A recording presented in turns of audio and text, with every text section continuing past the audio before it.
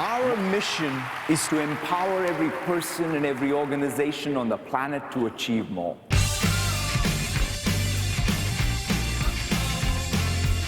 Technology can shape growth, help us be more agile,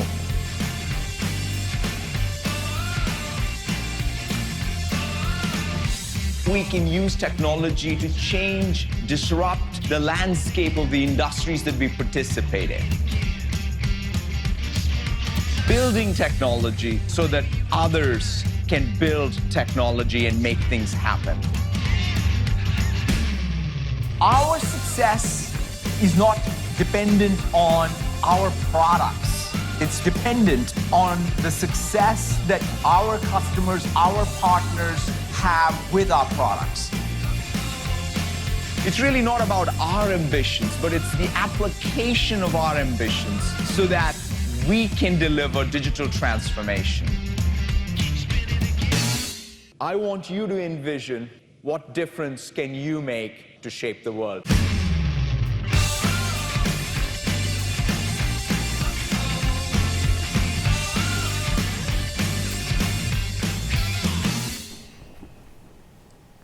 Good morning, partners. Hey, this is Sherman Crancer, Senior Partner Channel Development Manager for Microsoft. And thank you so much for coming and joining the panel, Strategies from the Titans of Sales and Industry.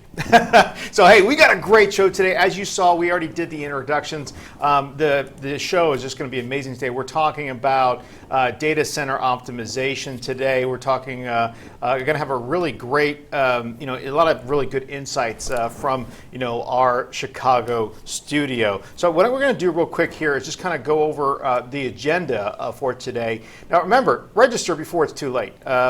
We have our turnout it's been pretty good. However, make sure you register for Inspire. It's going to be one of the probably, I think, most amazing events that we've ever had because there's been so much change, right? We've seen so much, kind of going from the breath motion to really focusing on managed partners, and that's going to kind of coincide with the tip of the week that I'm going to get into. We're going to be talking about, why did we have ITP in the house today? So that's awesome. And we're going to ask, why did ITP choose DCO? ITP's DCO journey, future-proofing your business, and lastly, we'll do a kind of a thank you for everybody who's been on here. All right, so let's go ahead and get into the tip of the week here. So one of the things I really want to just kind of talk about and set here is the opportunity that we have, the opportunity that partners have being managed partners. We're having some significant changes coming up here where, and as many of you know, there's going to be a more focused partner, execution, right? And about a week ago, I was trying to really reach this one partner that we took on. We took on this partner. It's kind of a gamble to help out, bring on it as a managed partner. It's actually a referral from another colleague of mine. And he just basically wasn't returning the phone calls. And we gave him this great opportunity. And his opportunity was to be able to utilize the resources as a managed partner. So you have your field reps, right? You have your field PDMs, that's myself and Jason and Ava, who's on the show today. And then you have your IPDMs, your internal partner development managers. And then you have your technical strategists, right? So you have a lot of people here that are really care about and really want to help you build your business, right? But where I'm going with this is that we took a gamble, right? And brought this partner in, and over the next 6 months, and we had a lot of, we're going to do this, we're going to do this, we're going to do this. They didn't do anything. At all, actually, and it was actually a negative growth, which was just really eye-opening. But more importantly, what really not necessarily bothered me, but I think the loss of opportunity was we had tried to reach out to this partner over and over again, and I sent emails and text messages and phone mails and saying, hey, give me a call. What can I do to help you? And it was really a super lost opportunity. So finally, interestingly enough, I show up to a networking event for the IMCP event, and there he is, right? And was it uncomfortable for me? No, it wasn't, but it sure as heck was for him, because he was thinking, oh my gosh, now I actually have to explain myself why I didn't take this opportunity. So we talked, And yeah, I gave him my 2 cents on it, and I said, look, you really wasted a huge opportunity. You had all of the resources available to you, but you just didn't take them. You didn't use them. And frankly, I was really frank with him, saying, hey, look, you didn't make the cut for next year, and more importantly, you kind of burned some bridges where you really shouldn't have, right? Conversely, then I'm talking to another partner who literally just got added, right, to one of my colleague, Justin Slagle's group, right? And he's another partner, very similar situation, right? Emerging, growing, and whatnot. And I was talking to Eddie Bader, really a great individual. And I said, Eddie, you know what you need to do? You need to take advantage of this. You're given this golden opportunity. Your numbers don't meet the general requirements of being a managed partner, but we can place 1 or 2 bets that we want to place on, right? So we see potential. And I said, Eddie, whatever Justin tells you to do, whatever he suggests, because we don't want to tell anybody anything. We're not here to say, hey, you sell more 365, sell more X, sell more Y, right? We're really here to help build your business 20%, 30%, 40%, right? So I said, Eddie, whatever you do, listen. Make sure you attend all those monthly calls, that are set up to ensure that you are becoming, what you want to become, right? Or what we see the potential in you becoming. Make sure you attend those. Make sure that if he says, hey, these are MDF programs, or these are ESEF programs, do those things. There's fundamentals that we provide to give you, Eddie, that you need to make sure that you're signed up for PI, right? Your partner investment engine, right? We need to make sure that you're signed up for incentives, back-end incentives. We need to make sure that you're taking care of the basics of the business, right? To build it. And I said, whatever you do, if he says, Eddie, jump, you jump first, and then you say, hey, do you want me to jump higher, right? Because it's an opportunity. And I used to be a partner, and I never knew about this type of opportunity, right? And this is new, it's different. However, it's a golden opportunity to use literally the resources that you have on this show to open your eyes to the specific types of programs that are going to help you grow by 20 or 30%. We have lots of partners. Even Eric in studio today, we were talking about Azure Everywhere last week, and he was like, wow, you can do that? Well, Eric has his own company. He's a little bit on the periphery of Microsoft, so he's not a managed partner. However, it's amazing. I mean, like the amount of potential marketing funds that we can give you, right? So being a managed partner, seizing the opportunity is really what I want to talk about in the tip of the week. And we're going to finish this off with the one mantra that is every single week we talk about this, right? And dreamers are the ones that talk about what they're going to do, and that was the partner who I was interfacing with. He's a dreamer, right? But leaders are the ones that do what they talk about. And we know that today the people that are on this call are basically the leaders that we want to work with. We want to continue work with you. So take this. Go into FY19, go into there with a big engagement possibility, right? Go in there thinking, okay, we're going to go to Inspire, we're going to learn all we need to learn, and then we're going to be engaged with our Microsoft Partner Development Manager, and we're going to do the best that we can. We're going to utilize all those resources because, frankly, we care about your growth, and we want to help you, become great. All right, with that being said, let's go ahead and transition into data center optimization. And we have a discussion. We'll be throwing it over to Chicago in just one moment.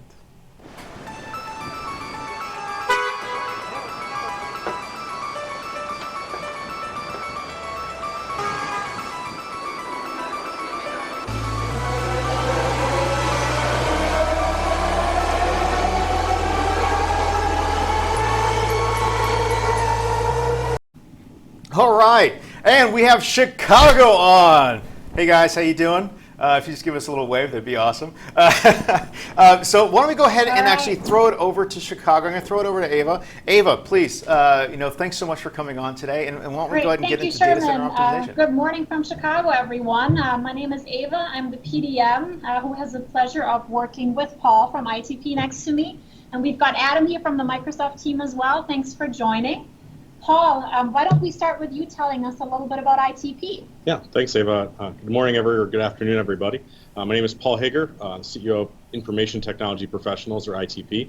We're a managed service provider based out of Wisconsin, and we're a managed partner with Microsoft, and have tried to be leaders, not dreamers, right? And really take the opportunities that Microsoft has given us and really pour ourselves into committing to that, executing for them, and showing the results afterwards. And today we're going to talk about one of those great opportunities that we have. Wonderful. Thanks for sharing that with us. And Adam, to get started, what does DCO mean, and what's the engagement here with ITP? How does that all fit together? Yeah, that's a great question. So DCO stands for Data Center Optimization, and we've been working with ITP to help them move their customers from their data center over to Azure via the CSP program. Okay, great. So Paul, obviously you and ITP, you're participating in this. What spiked your interest to move out of your data center? Yeah, I think like a lot of managed service providers, we saw over the last few years the real need for our customers to give them flexibility in their digital transformation, whether that be on-premise or in a hosted private cloud or partner cloud or public cloud. And so we invested in, like a lot of partners, using the local data center facility and building out a competency around delivering hosted solutions to our customers. What piqued our interest was, I'm trying to stay ahead of where the direction of the curve is, because that's how we build growth, sustainable growth, to make sure that we're always looking out for our customers' best interest where they might be going. Mm-hmm. And really, we felt organizationally that the move was going to happen to public cloud, and specifically with Microsoft. And this gave us the opportunity to get out ahead of that, and to give us the resources, right? What we hadn't moved those workloads to public cloud because we saw real challenges with how do we get it there, the financial structure around, the margins, to be honest, about our own data center versus going to public cloud. DCO really gave us the opportunity to answer a lot of those questions. That's phenomenal. How would you briefly summarize the key business drivers that made you consider and then actually follow through on the shift from data center to Azure? Yeah, I mean, the first part of DCO that really helped us was going to the numbers, right? Just a real transparency that you had to have in this process about what workloads you had, what money you were making off of that, and really modeling it out and saying, we get it. If the numbers look like this doesn't make sense. I mean, you said to me at several points, if the numbers don't work out, that's okay. But by being transparent and honest in the process, we could see that this was going to be a good financial move for our company. Yeah, I got a question for you. That's awesome. We love hearing that you as a partner feel there's a compelling financial reason that's tied to profitability. But out of curiosity, how did your customers respond to it when you shared with them, hey, we as ITP, we're moving out of your data center and we will move you to Azure as part of that? Yeah, I'll be honest. I had customers in those meetings say, really? What do you, this was a great offering that you guys had. We're happy customers. Why are you considering making this move? Yeah. And when we talked about the strategy, the vision that Microsoft has around cloud and our alignment with Microsoft to that in the industry, instead that same CEO said, oh, I get it. You're trying to be ahead of the curve. Yeah. You're getting to me in the middle of my contract because you want me to be a customer for 3 and 5 years, starting from now, not waiting till the end. So they viewed it as proactive in the end. And as we explained why we felt like this was the correct landing spot for their workloads, and with our assurances, right, we're service providers. So we told them, we're going to hold your hands through this process. You're going to have equivalent or better service at the other side. It really alleviated customers' concerns, and actually made them excited about the transition. And I think we future-proofed our business. Yeah. I would agree. And what were the key benefits you positioned to the customer of moving them to Azure? Selfishly, if the customer was to ask, well, great, but what's in it for me here? Right. We've always been transparent with our customers around what we can achieve from a compliance standpoint in a local data center facility versus what Microsoft can do. And I'm sure there are partners on this call that might be in fantastic facilities, your own facilities that have done a lot and invest a lot in those compliance areas. But being honest, right, Microsoft's a larger organization that can invest more in staying ahead of GDPR comes out, right? 2 years to adjust to a major change. Azure and Microsoft are ahead of that game. And now that's not my investment and not my risk. Those are checkboxes that I've been able to make. And I could explain to the customer whatever's next in compliance that we don't even know today. I'm confident I would have had to make a business decision around that investment. Microsoft's just going to do that because they know that's what's right for the trust center and security that they want to have. Yeah. Thank you for sharing that. That's great to hear. And I think we're going to hand it over to Sherman, who has a question for us. Yeah, thank you so much. So that was really great to, answering some of those things that you have there. I guess there's two things here. One, can we get a little bit more granular on the actual, I'm sorry, I have it talking to my ear as well. Can we get a little more granular on the actual financial aspects of why you're able to move? We got a lot of partners that are asking about that. They're like, God, the math doesn't make sense. I can make 20 more points having it in my own data center. Can you help us with that? And then also on the second piece of that is, we do have audience participation here. So make sure if you're partners and you have questions about this, like what did they think about or what did they come with? Make sure you go ahead and put those in there, and then we'll ask those questions. All right, if you could just dive into that a little bit more. Sure. Yeah, I can take that one. I will be honest, our margins are slightly less in doing this transition than they would be if we continue to maintain it on our own. I don't think that's a surprise to anyone here. I, as a business leader, looked at that margin and made a decision that guaranteeing that margin over a longer period of time and guaranteeing that revenue stream for me was going to be a better decision. I also try to not get too in the moment about every cent in my managed services margin. Yeah. My margins are still coming from services, right? That's what I am. Yeah. You guys aren't offended by the fact that I'm a services organization. It should be. So that's where I'm protecting, and I'm not getting too worried about that. And when I think about longer contracts, yeah. I think that helps. And then also, I look at everything that I'm making in my business is a decision around what valuation I'm going to ultimately get. And so I feel like I'm more marketable as an organization when I don't have long-term ISP contracts, colo contracts, power contracts on my book anymore. And it's one Microsoft number, one margin number, and my services. I think that's going to make me more marketable when I look at potentially moving this asset someday. Yeah, the one thing I would add there too is I think by really moving and helping your customers transition to the public cloud via the CSP program, I think the other thing it really starts to open up is co-sell opportunities, where you have a platform that makes it much easier for the field to co-sell. And then I think it's, there's opportunities to drive incremental growth versus, but in your installed base, as well as with new customers really as well, right? Yeah, and Azure is a suite of products, right? Mm-hmm. We're not just talking infrastructure as a service. Yeah. So our ability to upsell, cross-sell once they're in Azure, maybe my margin is less, but we are definitely seeing more parts of Azure get consumed that's making that back up. So I still feel like, even looking at the numbers, and I had some thought around it, right? Sure. We had some emails. It wasn't like, all right, this is clearly a good idea to give up margin. Yeah. But you have to think through that in a more holistic business sense, I think. Yeah. No, I think that approach of really thinking about the full solution, that's the better way of looking at it. We have a couple of folks on the call that are curious to hear, though, Paul, what are the top 3 workloads that you've moved from the data center to Azure? Yeah, our first was our DR as a service offering. Mm-hmm. And okay to talk about what vendor that was? Yeah, absolutely. Yeah, so we were a Veeam Cloud Connect, or are a Veeam Cloud Connect partner. And so a portion of our data center business was taking in those DR replicas. Yeah. Actually, Veeam and Azure are good strategic ISV partners, right? Yeah, so, and working with your team, your answer when we brought up that workload was, yep, seen it, done it before. Mm-hmm. We'll help you architect it and make that move happen. Yeah. So that's the other thing you got to understand is you're not on an island. This program isn't just financial incentives and things like that. It's also support from a great Microsoft team to answer specific technical questions. I can see questions coming in around, well, what about flat files, or what about this server workload? You're not on your own to have to solve every technical challenge as the partner anymore. You're bringing resources to bear to help answer those questions, right? Yeah, exactly.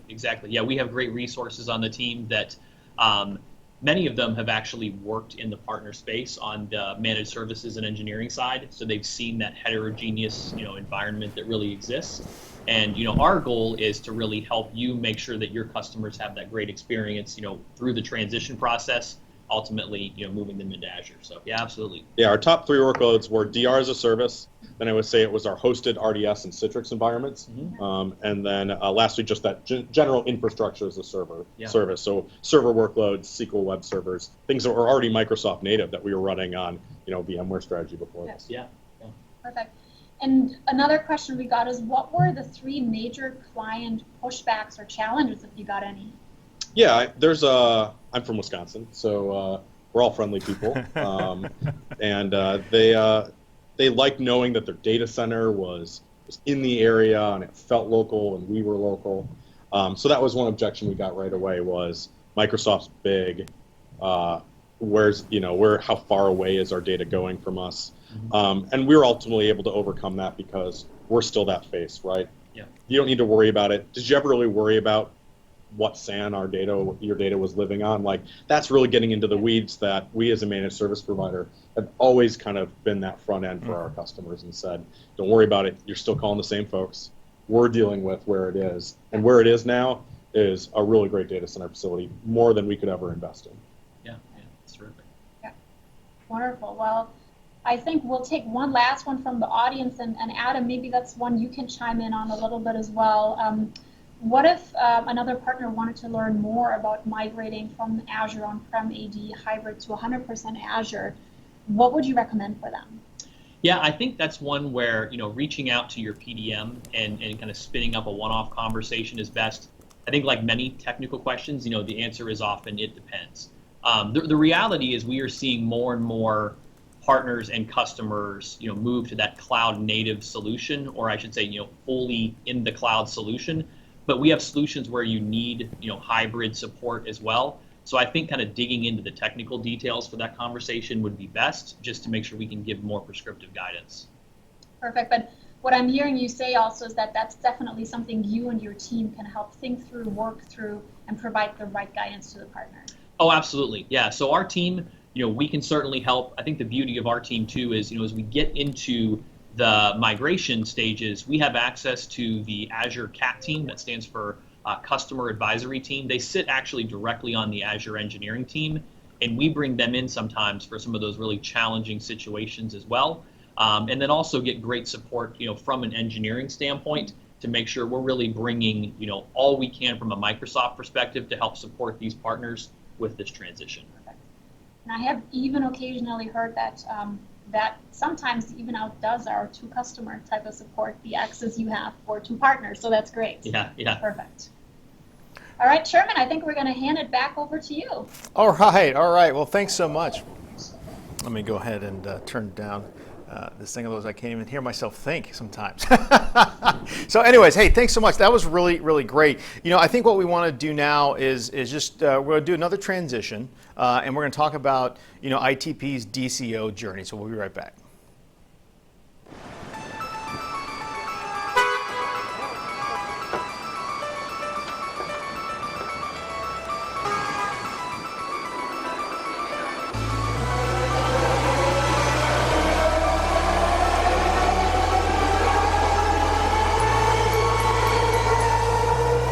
All right, so I think back on this now. I think as we learned a little bit about it. Now we want to kind of learn a little bit about the journey, right? The journey that ITP has really kind of talked about or really done here. So I'm going to go ahead and give it back to Ava. If you want to just go ahead and start with our first question, would be great. Perfect, thank you. So Paul, you have a pretty remarkable story net about your journey with Microsoft. Actually, for those who read the Channel Pro, Paul is the individual on the front page of the Channel Pro this month, speaking to how he built his relationship with Microsoft, going from unmanaged to one of our top managed partners. One thing that'd be great to understand from you, Paul, is how do you look at DCO in this context, and how do you look at DCO furthering that relationship beyond where you already are? Yeah, I really take to heart what Sherman introduced today, which is, again, Microsoft presents opportunities to you as a partner. That's an equal road, right? We as partners need to understand that you have to put the effort in as well, right? There are lots of partners. We know it's a crowded space. And Microsoft has a lot of partners within the United States. And so they're going to put opportunities out there, whether that be BYPO, whether that be DCO, or all these great programs. You have to say yes to those programs as the partner, and then you need to follow through on those. And so it was a great opportunity to be on the cover of Channel Pro. When we got that opportunity and they asked what's made a big difference in our business, top of mind for us was that journey to a gold partner, to a managed partner. And just trying to encourage peers to say, all right, it's going to take commitment from us as well to say yes to these programs and then follow through on them as well. That means answering phone calls and definitely having a cadence. But if you do that, there are real returns at the end of that, right? There's a real impact on the business at the end of that. That's what we've seen, so that's why we continue to reinvest. And hopefully that's why Microsoft has reinvested in us, because they see that we take that to heart and we execute.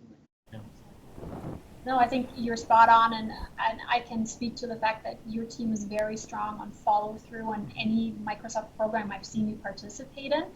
And I'm curious to understand what did going through that cloud transition specifically for Azure, what did that look like specific to the DCO process? What does that engagement look like for ITP? Sure, right. So initially we held a call to just understand what DCO was in a little bit more depth. We're going to get a taste of that today, but obviously I had heard about it, been introduced by Ava, but let's get on a call and really talk about what this program can look like.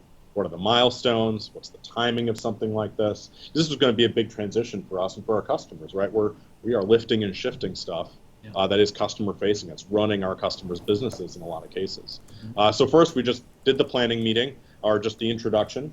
And then we started getting into the numbers. We kind of talked about that before. They have a fantastic tool that helps you, and this is data center optimization, right? So that tool helped look at what our workloads were for our customers in our data center and give us what the just straight translation to Azure of that would look like. But it also provided an optimized version of that transition. And so we got a chance to talk about how could we fine-tune things so that the margins did get a little bit better and the experience for our customers got a little bit better, even over what we had then. And then we went into the, here's what the process looks like. Here's what some milestones are. And obviously there's some financial benefits along the way to kind of compensate for the effort that we were going to put in as a part of that transition. That's great. That's absolutely fabulous. And, if you're willing to share, what impact do you foresee these investments to have on your company's valuation? Yeah, I mean, like we talked about a little bit earlier, I think that showing that we have this relationship with Microsoft, showing that this is a dial that we can just turn up and there's basically no constraint on that, and there's no shelf, right? It's no need to buy more internet, margins go down. Need to make another rack purchase in a data center, margins go down. Need to do a 3-year hardware refresh on some hardware in a data center. We're going to be able to just show that steady growth using Azure as our widget to grow and build this practice. I think that is going to increase our valuation substantially within our Azure business. You're our PDM, you've seen it. Pretty substantial percentage growth within our Azure business. Absolutely. So having said that, what are some recommendations you have for other partners who have a data center business today? Should they be looking at DCO, and how do you encourage them to think through it? Yeah, I'm sure this gets right to the heart of a core business practice for some partners. For us, this was a part of the story for our customers' journey. I'm sure there are partners on this call that their data center has been their lifeblood, their differentiator in a long way. So this really cuts to, boy, this is the core of what we have to offer. What I would say to them is try to have that longer term vision, right? Just because this is the way you did things before doesn't mean this is the way that the future is going. And if you believe that down the road, hyperscale public clouds are likely to win this game, do you want to be on the front end of that transition, the middle, or do you want to be on the back end? I think for my company, I always want to be in the front. I think that's a very wise way of going about it. And, Adam, from your vantage point, shifting gears here just a little bit, can you give us a little more information also on what was the background, the precursor to the DCO programs and the investments Microsoft is making? Yeah. Well, like many things we try and do from a Microsoft standpoint, I think the DCO program was really partner-driven in terms of how it was created.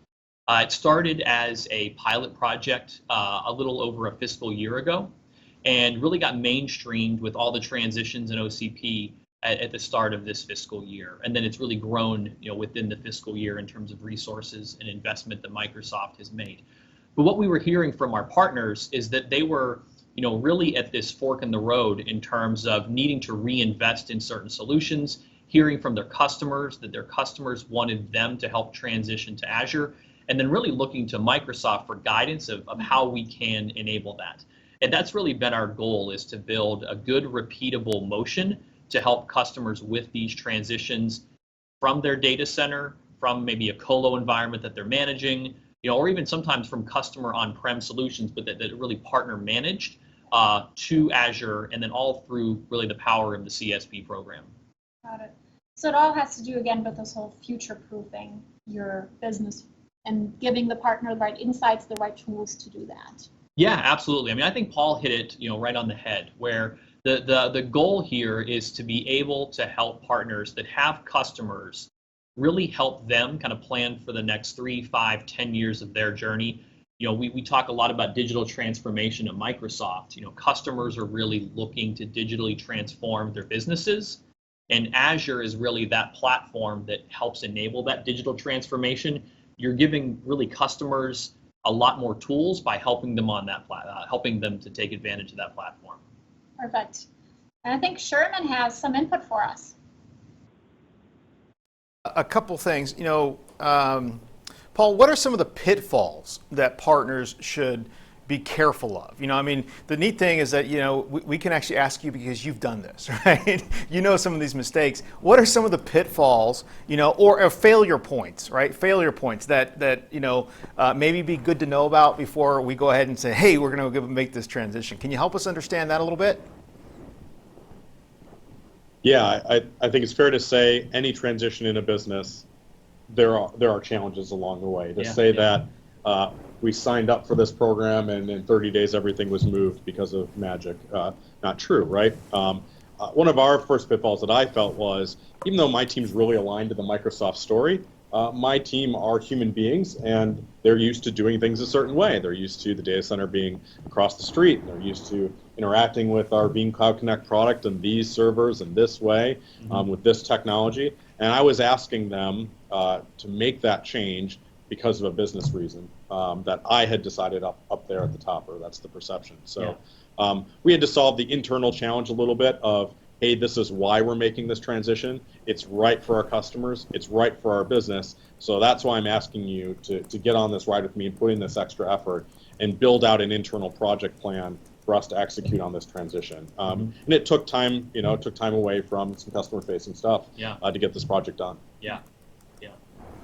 Have you, Adam, heard any additional themes that other partners might have struggled with, since you have exposure to more? Yeah. I think, it's important early on in the journey to make sure you're investing in Azure readiness, and that's going to benefit you, both with this transition and then really for, incremental growth as well, right? But I think, Paul, you kind of mentioned it, that it does take time away from other business opportunities, so I wouldn't underestimate that. At the same time, I think where we've overcome that challenge is we also, from a team standpoint, work with other partners that have helped drive migrations, and when it's needed, we can help bring incremental resources and investments to help smooth over those transitions, and also really kind of have some train the trainer, knowledge transfer, other things to make sure that from a technical standpoint, partners have what they need to be able to really help their customers have a great experience throughout that migration journey. We have some questions on the technical Azure readiness. So in your point of view, Adam, what is the appropriate technical readiness a partner needs to bring for this to actually work? And more importantly, how do partners build it? How do you support with that? Yeah. So I think you really need Azure readiness across the organization, but at different depths. So one of the things we've done with some partners is around Azure sales training, because I think it helps for really kind of the frontline sellers to be able to have conversations about what Azure convey the business value. And then, Paul, I think you said it well, kind of communicating why you're really encouraging the customers to take advantage of this, right, and helping them understand that it's a good long-term strategic decision for them. On the technical side, I think you have different depths of support that's needed, whether you're more on the administration side or the solution architect side that's kind of designing it. We've got great paths from a Microsoft learning standpoint and a ton of content out there online, and really kind of having individuals focus on that career growth using the different Microsoft learning paths that we have, I think is a great way to build that knowledge. We also, as we kind of go through the program, we have some specific recommendations around different certifications and really kind of Azure knowledge we recommend different roles have, and we're happy to share that with folks as they're in the program and pass that along. Perfect. And Paul, I'm curious, we've heard the Microsoft offerings, the resources. What is it, however, you as partner have leveraged the most, where you feel those have been, say, the 3 most impactful readiness activities for my team in Azure? Yeah, so we took advantage of opportunities for Azure trainings that were occurring locally within our community, making sure that in advance of this transition, I was enabling those team members to go out and get some of those trainings that were made. Those were free offerings within our area to do Azure training. We're always keeping up with our certifications to maintain our gold partner status. This was really an opportunity, kind of a safe space, if you will, for some of our architects to take something and reimagine it. We don't get to, we don't like to learn on our customer's dollar. This was really an opportunity for our team to reimagine how the data center was done in Azure, take what they had learned on paper or learned in online courses or learned at, the Downers Grove training facility, and really put that to action a little bit and tear it up and take it back down. And so that interaction really helped them, and this program is what enabled a lot of that to happen. So I think we feel like we took readiness to the next level by having this opportunity, and we're going to be more likely to be able to execute on lift and shift opportunities for our customers after having gone through this for ourselves. Yeah, that's great. Yeah. No, and it sounds like you've actually leveraged a lot of the tools and pieces that Adam mentioned. Adam, if I was a partner and I'd say, okay, this sounds interesting, I do want to find out potentially more, see how I get started with this, how would you go about this? What would be your guidance to them? Yeah, so I would say, you can certainly reach out to your PDM. We work with all of the different PDMs and all the different teams across one commercial partner. So we've helped MSPs, we've helped ISVs, we've helped VARs, other channel partners. So, we'd love to have conversations about this and try and understand really the specific partner requirements, and then give guidance on, what the path may be best based on where that partner finds themselves. So I would say reaching out to the PDM is a great place to start. They can also go to our website, that's aka.ms/USDCO, aka.ms/USDCO, and they can learn a little bit more there and request an engagement from that standpoint as well. Perfect. And since you have engagement with many, many partners, in your point of view, what made for such a strong alignment with ITP? What were the key success factors? Yeah, well, I think one, leadership vision around the cloud is absolutely key. And I would say strong leadership support from really the top down, because Paul touched on it as well, but this really is a business decision first that then leads to technical execution. And so the business needs to be fully bought in on this transition. And then from that point, we're able to help make the technical execution process really go as smoothly as possible. So I think that vision and commitment from the leadership was key. I think the transparency too is important. We did a lot of different exercises around what dual run costs would be, how to really kind of go through the transition process and mitigate as many costs as we could, and then look at really what the other side would look like whenever it's really a kind of a cloud native practice. What does that look like, and how do we make sure that's financially successful as well? And so I think the more that partners are open to discuss with us, to really have us be that trusted advisor that's seen a lot of these transitions, the value and I would say of our guidance improves, because we're able to be more specific in that. So I think those are really a few key things that led for a successful engagement with ITP. Yeah, I mean, we shared our contracts, our situation with our data center facility. We were open in that process, and had we tried to play that close to the chest, you wouldn't have helped us solve that barrier. Yeah. So, again, it might feel odd as a partner to really open up some parts of your business in margin and cost. I would encourage you to think about doing it, though, because it's only when they know about it that you can really help answer that. And clearly, they've, in this program, given you some tools to solve challenges that we have. Because that we're in contracts, that we have margins set in a certain way, and Sure. you guys are ready for those. Yeah, absolutely. Yeah. Yeah, so, Eric. Sherman, over to you. All right, thank you so much. So Eric has a question that I think might be pretty important for Paul. Eric? Yeah, thank you. The question that I had, Paul, you're describing some significant change in the organization, and frequently with change we see pushback. So how did you evangelize this with your team internally? Yeah, it's a great question, right? How do you communicate top down to your staff about any change within your organization? And this is one of them. So I personally do town halls on a monthly basis with our organization. Those town halls are me on a Skype session, just being super transparent about where our business is going. I'm transparent about our financials. I'm transparent about the direction of the organization. And we try to wrap themes around that. I use my internal marketing department that's doing customer-facing stuff to build marketing campaigns internally. So we wrapped a Star Trek theme around this. I know that sounds silly, but that kind of gets the geeks excited. And we wrapped little incentives around their support of a change like this. And it sounds perhaps over the top, but it's those things that get alignment, right? You will quickly demotivate your team if you put a picture of a boat up in a PowerPoint and say, I'd really like this yacht. Can we go make this thing happen? You're not going to inspire people with that as a leader. What you can do is say, here's the direction, here's my vision, here's why this is a good idea, and here's a fun way that we're going to get there. Come on this trip with me. Yeah. And I'm going to support you, and we're going to do really cool things together. Yeah, absolutely. That Yes, is. I absolutely agree with that. And I think, from our side on the Microsoft end, beyond you doing a phenomenal job also exciting your team about it, what is exciting, I think, for you as the owner to also share with your team that is the fact that you're growing your cloud business every year in a fashion that you're doubling it over and over again, and you're now doing this with additional products and solutions you're factoring in. So I think that's a very exciting piece as well that you can only tell once you start banking on these extra cloud solutions, because Office 365 is only going to get you so far. You will have to start building a multi-cloud solution and prove to the team that you continue to grow. And our sellers are excited because they're winning. They're winning with solutions like this. And our technical team's excited because we've done the enablement piece, and they think this is really cool technology, and they see it in action. Engineers just want to do really good work, and this is an area where you can allow them to do that. Perfect.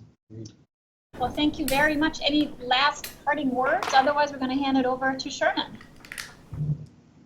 Thank you. All right. Yeah, thanks for the opportunity. All That's right. great. All right, so let's do this. We're going to go ahead and transfer into the next section, which is DCO, future-proofing your business. Sorry, I had a little brain fart there. So let's go ahead and transition.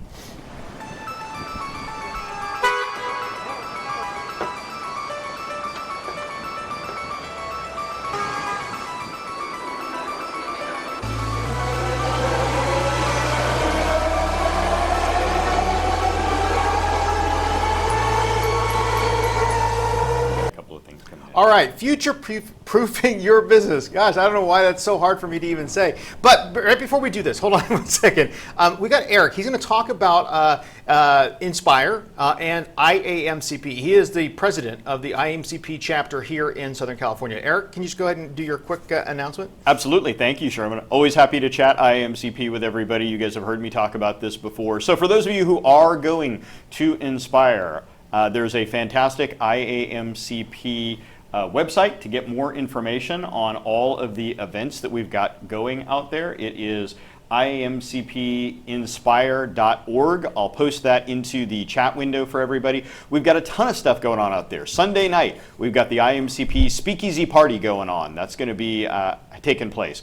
We've got some fantastic presentations. We've got some roundtable sessions with Gabriella Schuster, Brad Smith, and then, of course, with respect to our fantastic PDMs, we've got Sherman and the team doing the panel show here live at Inspire on Monday. That's going to be from 4 to 5 p.m. And then we've got the How to Become a Managed Partner taking place on Tuesday from 1 to 2 p.m. So a lot of information, lots of stuff that's going to be taking place out there. If anybody has questions, please reach out to me.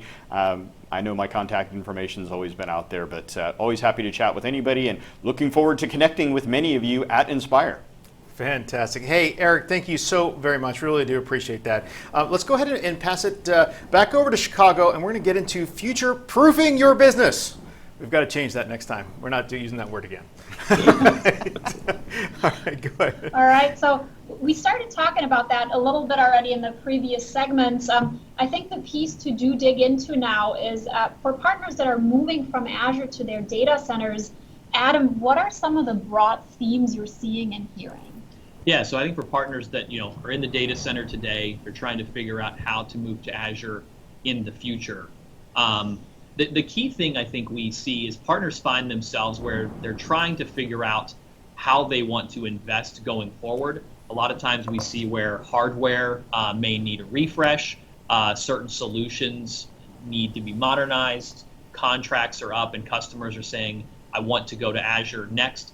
I think that's a lot of times where partners find themselves and they're really looking to have a conversation to say, what are all my options? And I think DCO is certainly an option that we have there. What we've tried to do then is build a repeatable process to help. Once we really have the conversation with partners, we look to then sign a letter of intent. That letter of intent, the goal of it is really to have leadership buy-in that this is a process they would like to go through. Not that they're necessarily going to make the decision to move to Azure. That's not what it says. It really just says we want to try and work together to determine whether this is the right business decision for the partner. So we go through that process. We do some business analysis, some technical analysis, and then we really try and help from a migration standpoint as well to make sure that's a smooth journey, and then really enable the partner to have their customers up and running in Azure, which then, again, leads to significantly more opportunities. So I think in terms of really future-proofing, the goal is to help customer or partners that have a number of customers that they manage today, continue that relationship, continue providing those managed services to those customers, but then in Azure for the long term. And when you go through the process with partners, out of curiosity, because sometimes I do get the question of, hey, are we sort of signing our life away here? What are we agreeing to when we're signing that paperwork? Can you elaborate on that a little bit?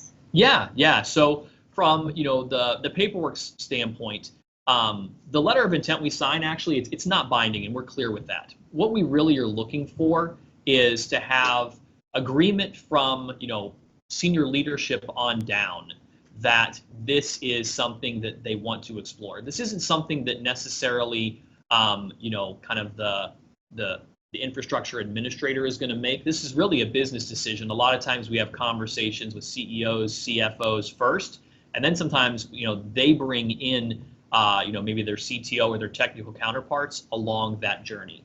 So that's really kind of why we start the process there, because we found that that's really where the decision is made, because it's a strategic decision for the business, and then from there it becomes more technical as the journey moves forward. And that was our experience, right? We started the conversation with myself, and then that conversation transitioned into bringing the technical teams onto the call and less of me, as we transition more into that execution phase. How do we get there? Yeah. What are our hurdles? What can we do from a proof of concept or demonstration of how we're going to transition our VDI customers? What does that look like? That was our opportunity to dig in. Anyone who's got those like really niche technical questions, know that as you go through this process, you have an opportunity to say, I'm worried about this. There's a challenge I think that I might have here, because this is the offering we have to the customer. How do we replicate it? You can get into those technical weeds, and your team can help answer those questions along the way. Yeah, sure. So is the right way of summarizing to say it's sort of a three-step process? First, the exploration with the partner, then it is the agreement and the letter of intent, and then lastly, obviously, the most important piece is the execution. Is that a fair summary of the process? I think that's a great summary. Okay. Yep, absolutely. Perfect. And we do have a question that I'll quickly get to here from the audience. And Adam, this might be one that is for you. It asks specifically if there is a product in Azure that does the same as Amazon Storage Gateway.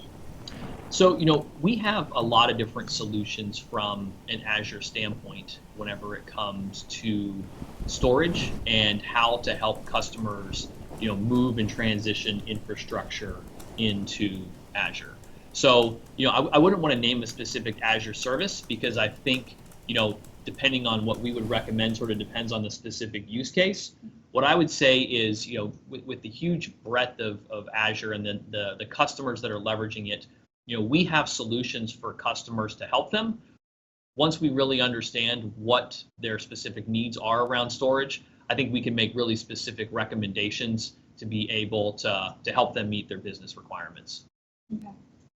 Have you encountered also working much with partners who have had or who already have a heavy AWS footprint? Yeah, we have. We've helped partners move infrastructure from AWS to Azure. We've helped other partners that have an AWS practice, but that have solutions they want to move to Azure or data centers they want to consolidate and move to Azure from a Microsoft standpoint. Back to the training question, I think one of the things that comes up in this conversation is, I have AWS technical folks. How do I help them understand Azure? And we actually have specific content for that. It's really kind of Azure for AWS experts. So we try and help from a technical standpoint there.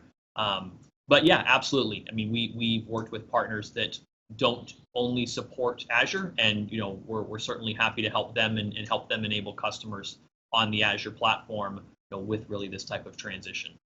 Perfect.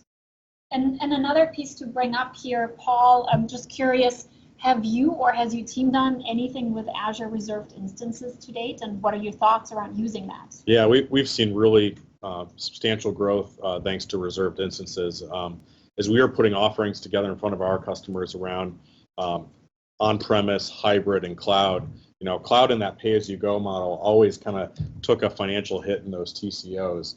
And when we were able to really equate, a 1 or 3 year hardware purchase right up against a cloud offering using reserved instance discounting, that really made those numbers look much better comparatively. And as those numbers get closer together, our small and mid-sized customers are going, yeah, that number's close enough. I don't really know if I want to manage that piece of hardware if for that same amount. And they pay that all up front, right? So it's a very similar CapEx purchase almost in a way. And so it's really helped us move more cloud deals and more hybrid deals. And the pricing's really a competitive mover. Yeah, I think the other thing I would just add that I think really goes hand in hand with reserved instances is hybrid use rights, Azure hybrid use rights. Sometimes you hear it called AHUB. But if these customers that you're moving have made investments in Windows Server licenses, they have active software assurance, there's other ways that really they can leverage that investment, as they move to Azure and don't need to repurchase that license in Azure. So that's another good cost savings benefit that I would say really goes hand in hand with reserved instances with these types of transitions. And we talked about that during DCO, right? You ran the optimization numbers and the math. Mm-hmm. We made the commitment based on the math and a pay-as-you-go. Yeah. And our decision to change some of those workloads because we have longer-term customer contracts to reserved instances. What another good way to bring margin back for those worried about margin. Yeah, absolutely. Yep. Wonderful. Well, thank you both. We're going to hand it over to Sherman.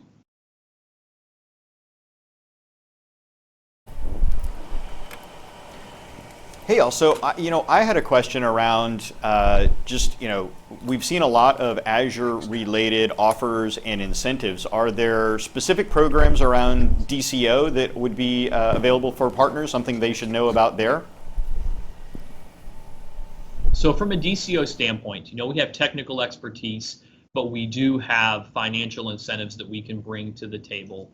We don't like to lead with that because, the financial incentives are going to help with the dual run costs to kind of mitigate that. But ultimately, it's really that the partner needs to make the business decision, that they want to drive this transition. And then we can bring those financial incentives to help reduce the cost of that transition. And so that's something that we typically like to have as part of that conversation and really kind of that understanding what the numbers look like, what the Azure projections will be with these types of transitions. And then based on the projections, we are able to bring financial incentives to the table that help offset the cost of really kind of making this transition to the cloud. And you just remind me of one other thing, Adam. Could you elaborate on whether it matters if a partner is going direct or indirect to leverage your team in DCO? And are there any certain requirements a partner needs to bring to meet minimum requirements for you? Yeah. So in terms of direct and indirect, the answer is we can support both. We're doing so today. The model differs a little bit. In terms of the revenue thresholds, we do have them. To be candid, they're a little bit in flux as we transition into FY19, so I won't speak to those specifically. But I would say to reach out to your PDM and have a conversation, and we can start to look at kind of how we can help with that transition. And then our guidance will be specific to really if they're a direct or an indirect partner, how we can engage. But we are working with the indirect distributors as well as part of this, and so want to make sure we can help all CSP partners. Wonderful. Well, I appreciate it. I think at that point we're going to wrap it on our side, unless Eric, Sherman, you have more questions. And I think Sherman's going to take us into a video here. Hey partners, happy Friday. TNT coming from the Microsoft campus, just blowing off a little steam here this month. I know it's been really busy. We're heads down focusing on closing out FY18. We've got some great stuff that we're going to talk to you about today to keep you guys plugged in and going into FY19. Thomas, do you want to tell us what they are? Yeah, so we're going to be covering AEP, Azure Everywhere pre-commit for FY19.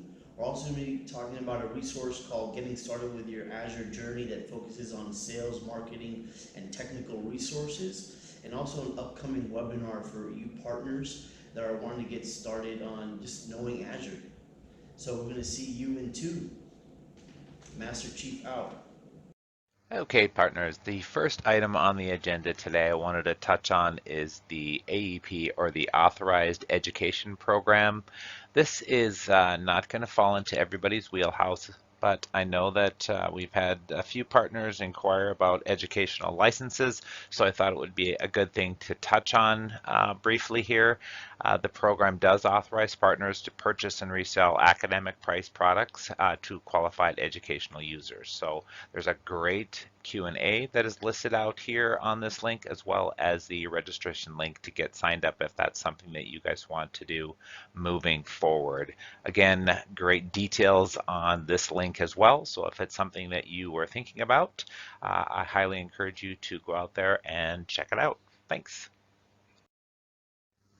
Okay, topic number 2 is the pre-commit programs announcement.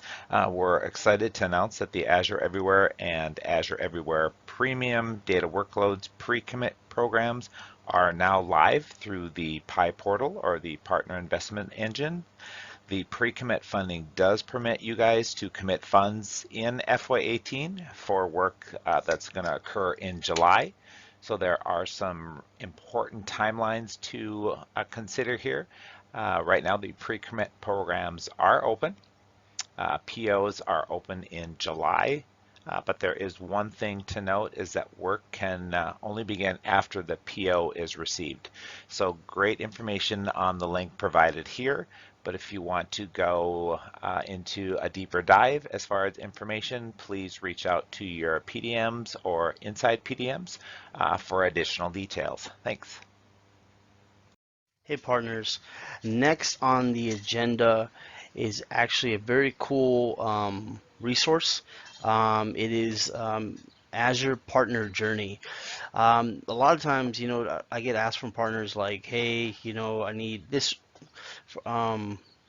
for Azure. Is there any sales and marketing? And it seems like a lot of the resources are fragmented. And the great thing about this one link is that it is dedicated to partners who are getting started on their Azure journey, but there's a lot of cool tools that you can leverage, not only technical but also sales and marketing. You can almost look at it as like a one-stop shop for Azure resources, but it's not the end all. If you have any questions about this resource, feel free to reach out to Terry or myself. Click on the link below for more information. Hey partners, last on the agenda is a webinar coming on Thursday, June 28th, and it is entitled Getting Started with Azure.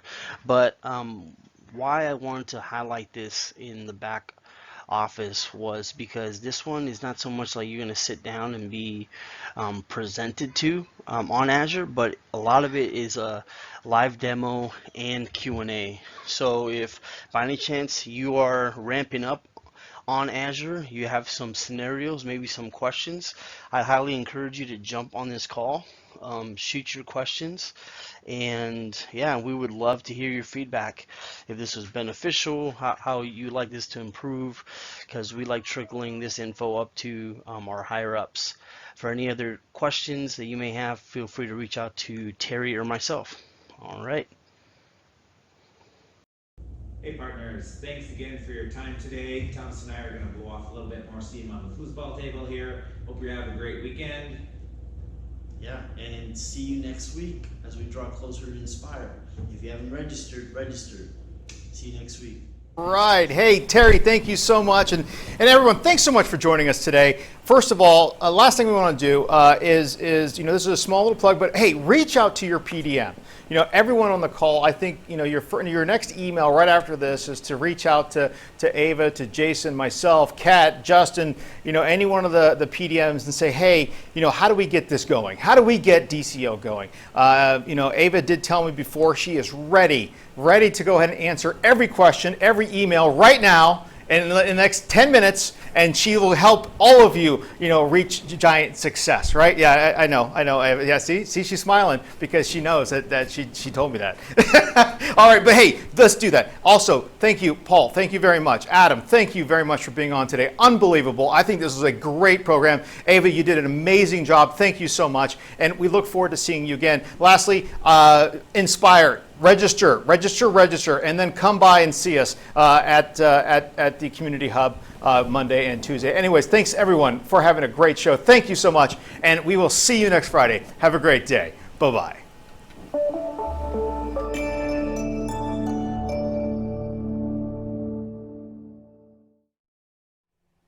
Hey there, my name is Sherman Crancer, and I'm the Senior Partner Channel Development Manager here at Microsoft and the host of The Panel, Strategies from the Titans of Sales and Industry.